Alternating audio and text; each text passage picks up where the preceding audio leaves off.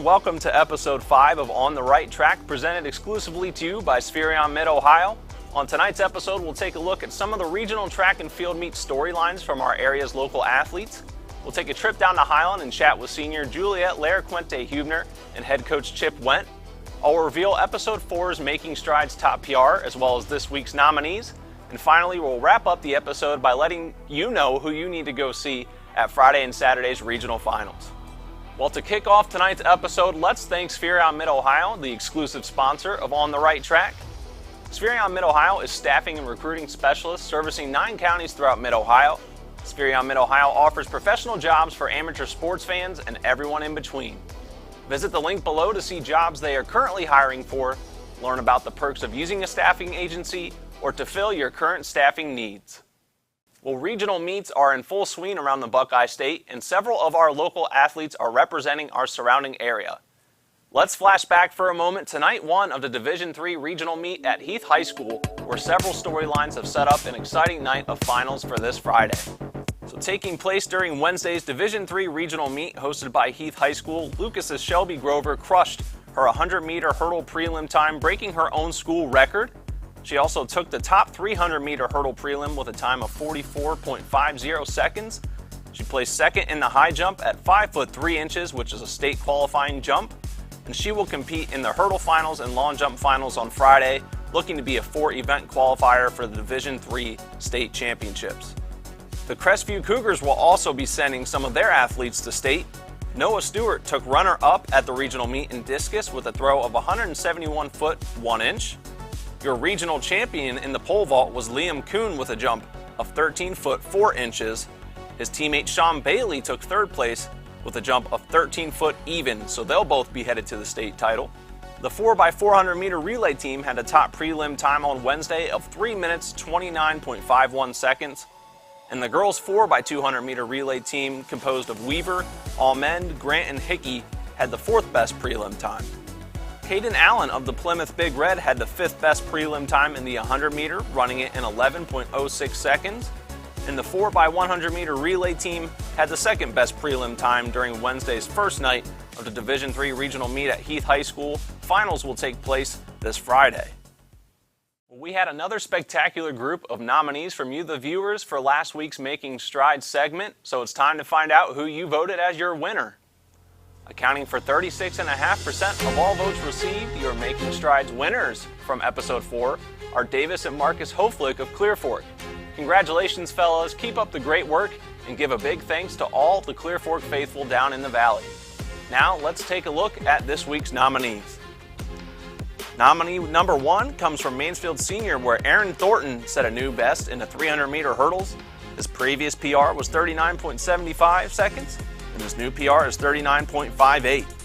Our second nominee comes from Western Reserve, where Hayden Keith improved his previous best in discus by over 20 feet with a new best of 144 feet and 6 inches.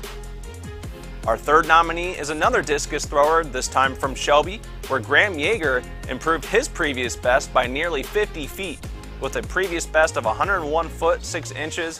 His new PR is now 151 foot 1 inch. Our fourth nomination comes from Madison, where Nevaeh Lewis set a new school record and took home the district championship in the 100 meter with a time of 12.20 seconds. She also was a district champ in the 200 meter and an anchor of the regional placing 4x100 meter relay team. And our fifth and final nomination needs no introduction. It's Miss Shelby Grover out of Lucas, who I previously mentioned crushed her previous best in the 100 meter hurdles. Her new best time is 14.48 seconds. This is the top time leading into regional finals this Friday. So those are your top 5 nominees for this week's Making Strides segment. Remember to get out on all social medias and get your votes in by next Wednesday at 11:59 p.m. Comment the number or the name of who you're voting for, and remember, 1 vote per user per social media account. Well, it's time for us to take a brief break so you can hear a word from our show's exclusive sponsor, Spherion-Mid, Ohio. When we return, I'll have our conversation with Highland senior Juliette Laracuente-Huebner, where you can hear about her storied high school career as well as everything that's ahead for her at the University of Cincinnati.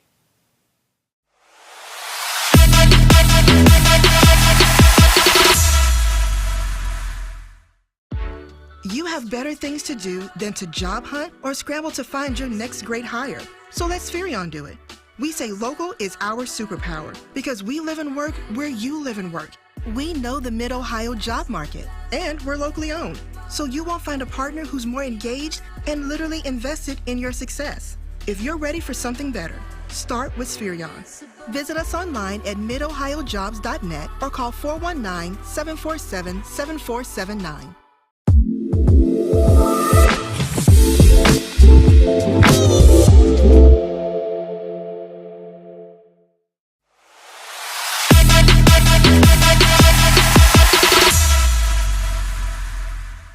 Welcome back to On the Right Track, presented exclusively by Spherion-Mid, Ohio. I had an amazing opportunity to catch up with Highland senior Juliette Laracuente-Huebner and her head coach Chip Went on Tuesday to discuss season storylines, but also the historic high school career of the University of Cincinnati commit. We discussed her impact on those around her in the program. Here is our conversation.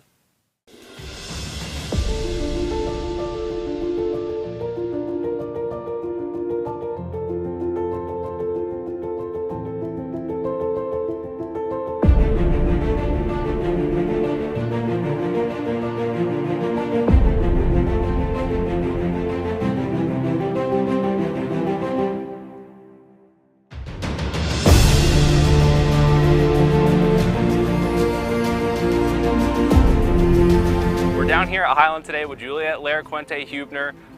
Juliette, it's a beautiful day that we have here. First off today, thank you for meeting with us on rest day, getting ready for regionals this week. But first, let's flash back to why that trophy is behind you, and let's talk about indoor a little bit. That was obviously a story which I believe the first person I saw write about it was Rob McCurdy of the Marion Star, and kind of took a national notice here in the last few weeks. So let's talk about that experience a little bit, what it was like to compete at that meet and do something that's really never been done before on the girls' side for indoor state, and why that trophy's there.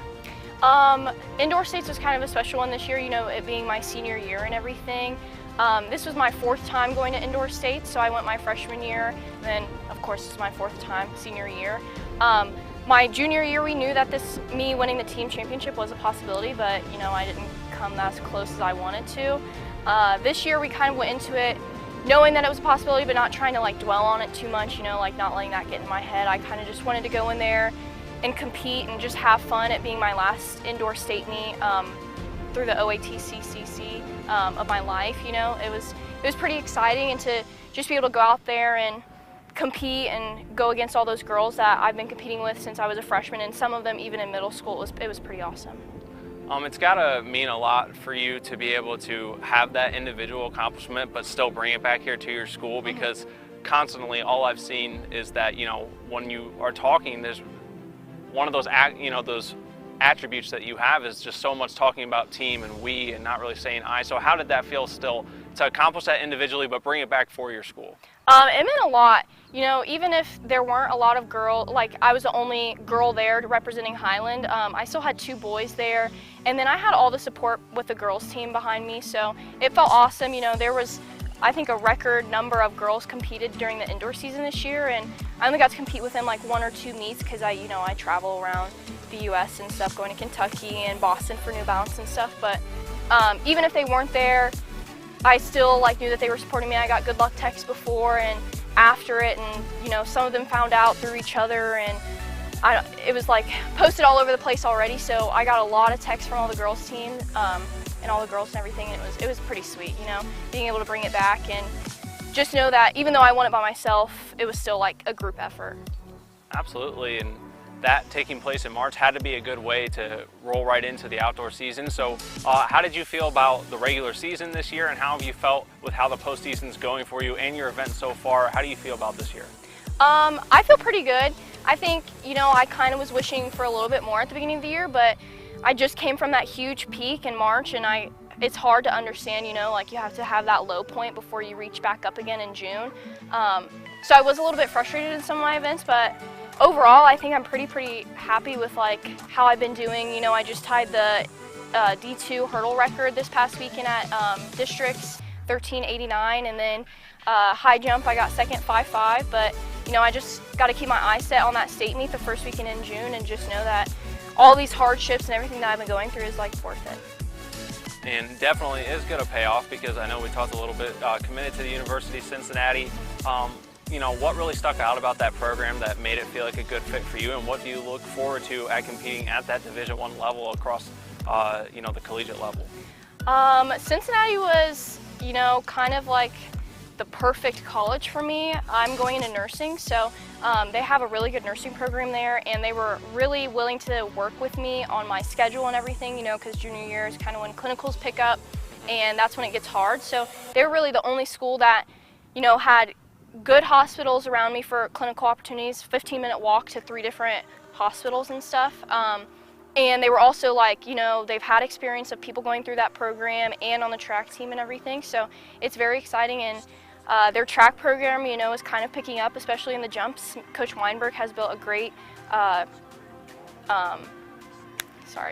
Coach Weinberg has built a great high jump and Maltese group and everything. So it's pretty exciting, going in there and competing against some of those girls too in high school, and just knowing some of them, it's pretty awesome.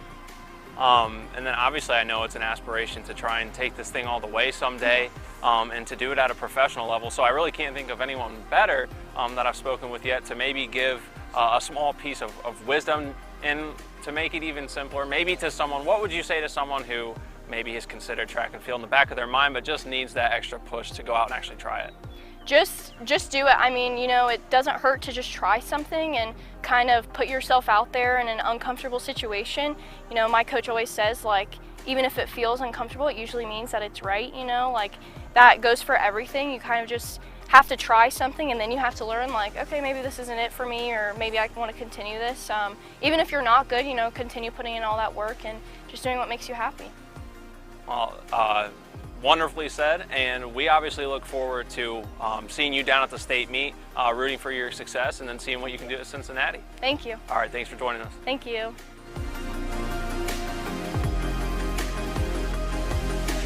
Here with head coach Chip Went. Coach, first I just want to talk to you about the performance of the team overall this season so far, and just how you have felt about the performance of the team throughout the entirety of spring. That's a great question. These girls worked very, very hard, particularly in the preseason. We had probably the most extensive indoor season that we've had in several years at this school, participating in indoor meets, Mount Vernon, Otterbein, Ohio State. The girls also did a lot of strength and conditioning training with Coach Denton, my assistant coach, and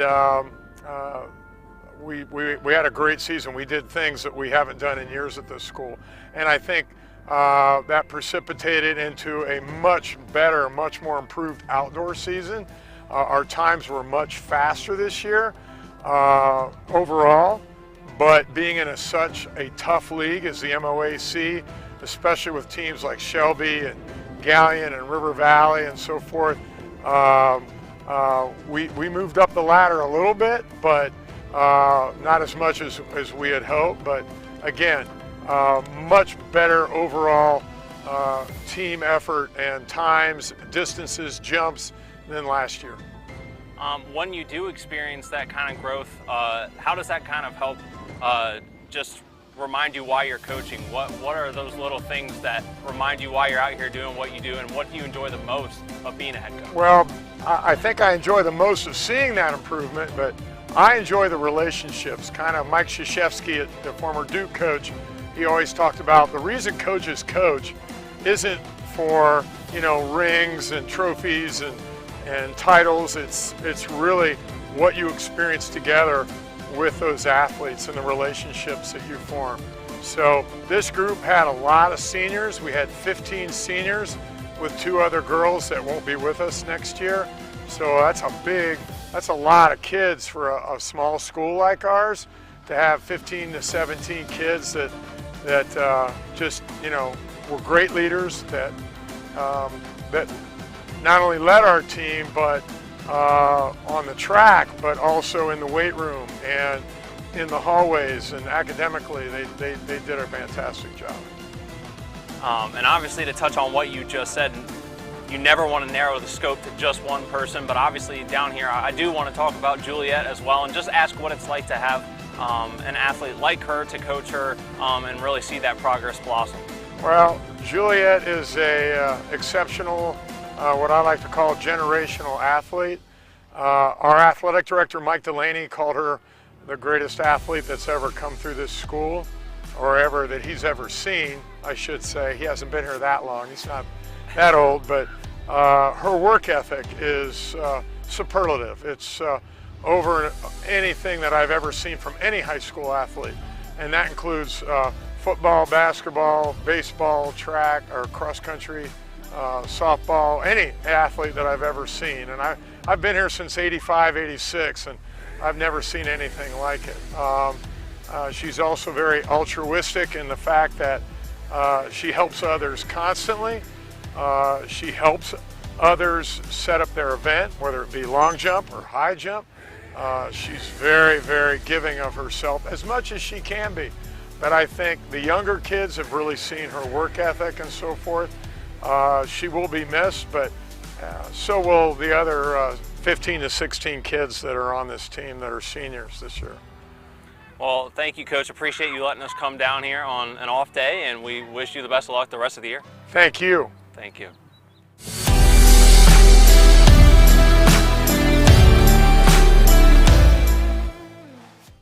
Well, I'd like to extend my gratitude one more time to head coach Chip Wendt and Juliette herself for allowing me to come down on one of her rest days getting ready for regionals, which is probably wrapping up right now for night number 1 at Lexington High School.